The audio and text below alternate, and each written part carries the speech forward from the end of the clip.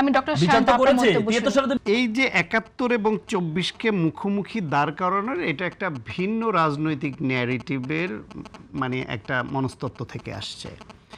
বাংলাদেশের দুইটা রাজনৈতিক দল গণহত্যার অভিযোগে অভিযুক্ত, একটা জামায়াত ইসলাম ৭১-এ ম্যাসিভ গণহত্যার অভিযোগে অভিযুক্ত, আর একটা আওয়ামী লীগের এই ২৪ সালের ১৫০০ যে অন্তত ১৫০০ যে কিল্ড হয়েছে এই গণহত্যার অভিযোগে অভিযুক্ত। আর ৭১-এ হচ্ছে লক্ষ লক্ষ মানুষ গণহত্যার শিকার হয়েছে। এই দুইটা দলের এই দুইটা ইভেন্ট নিয়ে অ্যালার্জি থাকবে, এটা খুব স্বাভাবিক। আওয়ামী লীগ যেরকম ২৪কে অস্বীকার করতে চাইবে, বিতর্কিত করতে চাইবে, এটাকে আন্ডারমাইন করতে চাইবে, আবার জামায়াত ইসলাম ৭১কে চাইবে এইটাকে গ্লোরিফাই করে। এই দুই প্রতিযোগিতা দুই পক্ষের মধ্যে চলে।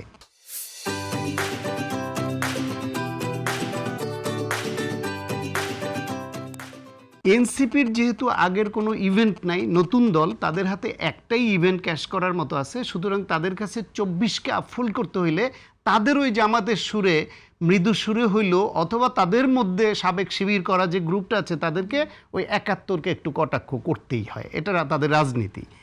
বিএনপি হচ্ছে এখানে ভিন্ন এক স্তরের একটা দল, যাদের ৭১-এও মুক্তিযুদ্ধের পক্ষের শক্তি, স্বাধীনতার ঘোষণা দিয়েছেন এই দলের প্রতিষ্ঠাতা, এবং তিনি সেক্টর কমান্ডার ছিলেন, জেড ফোর্সের অধিনায়ক, তিনি এই যুদ্ধ করেছেন, সেই লোকের প্রতিষ্ঠিত দল বিএনপি। ফলে তার চিন্তা চেতনা সেই মুক্তিযুদ্ধের ধারণাকে ওন করে গড়া দল।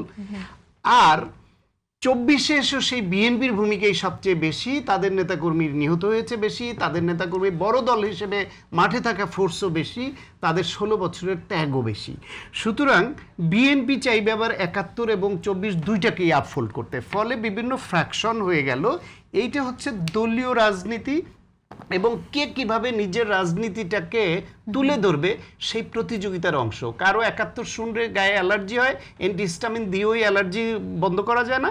কারো ২৪ শুনলে অ্যালার্জি হয়, যত পাওয়ারফুল অ্যান্টিহিস্টামিন দেন ওই অ্যালার্জি তাদের কমেই না, তারা চুলকাইতেই থাকবে। আর বিএনপি হচ্ছে দুইটাকে আপফোল্ড করতে চায়। ফলে এই যে ত্রিমুখী যেই রাজনৈতিক যে মনস্তত্ত্ব, এইটা যতদিন থাকবে ততদিন এই একটাকে ছোট করা বড় করে এই প্রক্রিয়া থাকবে। এইটা বাংলাদেশের রাজনীতিতে মোটেই অস্বাভাবিক নয়। যদি আপনি নিউট্রালি দুইটার জন্যই যারা দায়ী দলগতভাবে বিচার করতেন,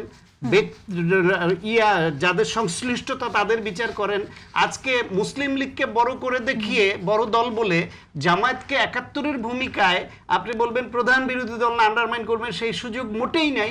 কারণ বাংলাদেশে মুক্তিযুদ্ধে পাক আর্মির পক্ষে অবস্থান নিয়ে সবচেয়ে বেশি মাত্রায় ভিজিবল ছিল আলবদর আল শামস।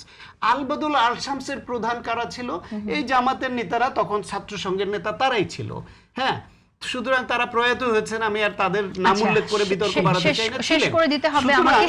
সেই দায় তাদের নিতে হবে। সেই দায় এখন মুসলিম লীগের দিকে ঠেলে দিবেন, ওইটা মানুষের কাছে হাস্যকর ছাড়া। আচ্ছা,